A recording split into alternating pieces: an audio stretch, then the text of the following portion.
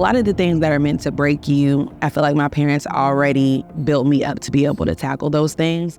My mom was a drill sergeant when I was very young, so I got used to being able to listen to what's being said versus how it's being said really early.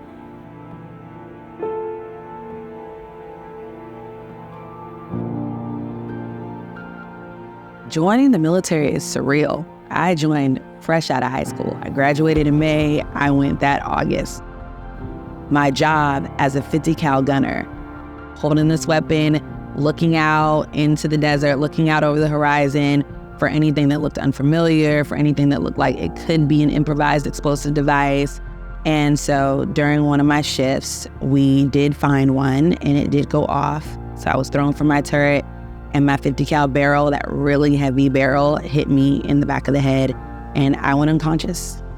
I dealt with feeling like a failure for a long time. Having two military parents that retired, having a sister that's about to retire next year, and I was supposed to be part of that legacy, and it didn't feel like it for a very long time. It took a lot of prayer. It took a lot of confinement in them to hear my parents talk about, this is my Air Force daughter. This is my Navy daughter. We have two that are in the military. They get together and we're all military vets and we represent each other all day. Being in the military doesn't prepare you to be a parent. They don't go hand in hand. I'm going to these doctor's appointments. My kid is not knowing all the words that these doctors are saying they should know. So I started going to see outside doctors and I got him diagnosed with autism and ADHD. And so I needed to know why these therapists were choosing to do the tests that they were choosing, why they chose to communicate with them the way that they were. And for that, I needed to go back to school. One thing that appealed to me about UT Arlington was the fact that they had their own broadcast network, they had their own radio network that students were able to gain on-the-job training for.